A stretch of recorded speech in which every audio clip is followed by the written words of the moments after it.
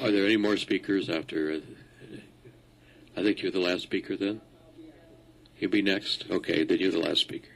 Thank you. Go ahead. My name is Juan Zuleta. I'm also from another city in the state of California. I'm from Arcadia. I also was arrested that day. I want to recap the reasons why I actually was arrested. Your alleged unlawful assembly was declared by this officer over here, this man, like the fur public servant, because he's not. And it was done right here on Commonwealth and Highland. I want to state to you folks that I was arrested by 3 undercover officers, 2 officers in actual uniform at Kelly's Corner, an hour and a half to 2.5 hours after the alleged first dispersal order. I've never been arrested in my life. I don't have any precedents for being arrested.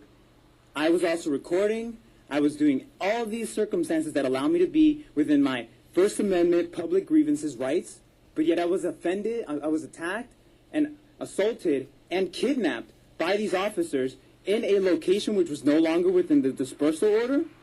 Not only that, I was then harassed inside of a van, in the back of a van, because I had an anonymous mask and I was wearing a suit. I was in a full-fledged suit, and I was tackled in a full-fledged suit because allegedly I was a flight risk as a misdemeanor 409 failure to disperse. And I look at Jan Flory adamantly as I say all this, because this is what the alleged people who get arrested in your town for not knowing what the benefits of your town are and for not partaking in the good deeds that this town allegedly has to procure for its citizens has to offer. Because I partake in both the good things and allegedly I have now partaken in the bad things that your city has to offer. When I was then arrested by these officers, as I had this mask on, I was choked by undercover Officer Thayer, which is the officer that we're describing as the man with the beard, and told to shut the fuck up because there was no reason for me to speak. As I was telling him, would you do this to your son or daughter? Would you allow an injustice to your son and daughter where someone beat them to death? And I would look at Dan Hughes, but it would be a waste of my space. Because just like the Jews said to Hitler, you can't have a conscientious objection to an unconscientious person. For me personally, I came to this city because there was an injustice. Because for me, I think to myself, as being a dual citizen of this country and also of another country, that this country allegedly procures the rights and freedoms of its individuals. But it doesn't. All it does is it propounds the profit dollars, and then it allows the security apparatus that we call Dan Hughes to then trample on the citizens as long as it allegedly procures the order that allows you to maintain money. Let's look at the reality of why the actual dispersal order came down after the 5 or 6 hours of actual protest. Your bustling town was going to be afflicted by the fact that you weren't going to be able to make money on that Saturday night.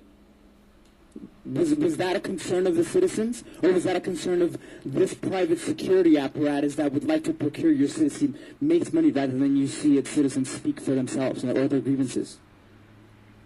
I was arrested, choked, and messed with by these cops. And then, on top of that, what my partner said right here, allegedly about what you folks did, or what these officers did upon your supervision, they are your children. You look over them.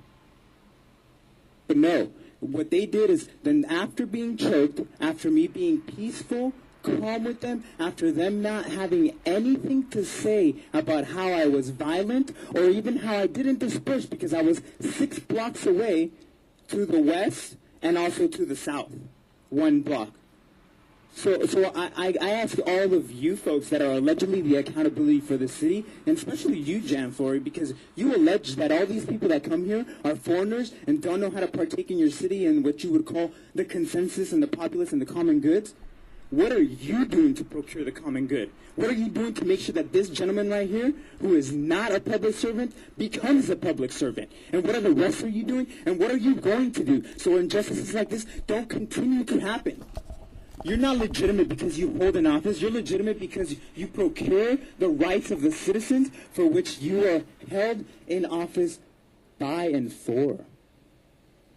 Let's not be the unconscientious objectors that let many people die, that let Kelly Thomas go free. Let's observe how people chit-chat on the side of this very important topic as if it didn't matter, as if it was just the hair that they don't have on the top of their head.